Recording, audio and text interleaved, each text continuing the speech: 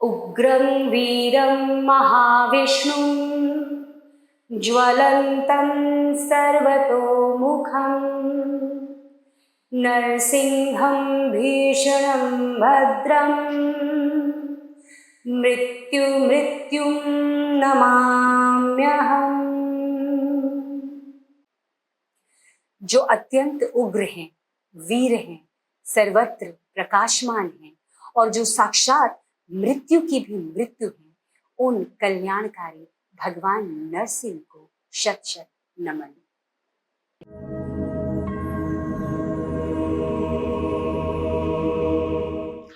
क्या आपने भगवान नरसिंह की कथा को पूर्ण रूप से आत्मसात किया है? हमारे सनातन धर्म में हर कथा के पीछे समझ के स्तर की परतों का एक संसार है। यह हमारी समझ पर निर्भर करता है कि हम किस स्तर के अधिकारी हैं।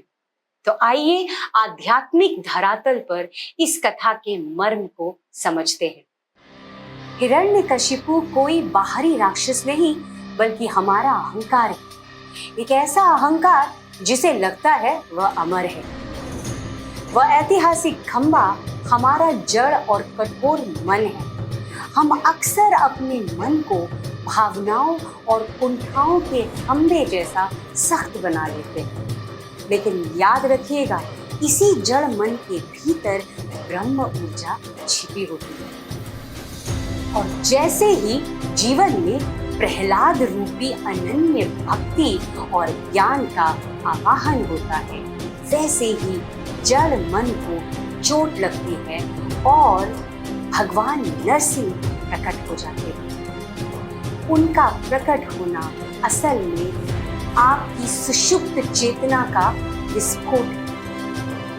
भगवान का आधा नर और आधा सिंह अवतार यह दर्शाता है, जब ज्ञान और भक्ति का संतुलन होता है, तब एक असीम शक्ति प्रकट होती है जो उस अहंकार का अंत करती है जिसे कोई साधारण स्थितियों में नहीं समाप्त कर सकता। नरसिंह जयंती अपने भीतर के अहंकार को चीर कर सत्य को बाहर लाने का दिन। अपनी पात्रता और समझ का स्तर बढ़ाइए ताकि आप कथा के पार उस परम सत्य को देख सकें।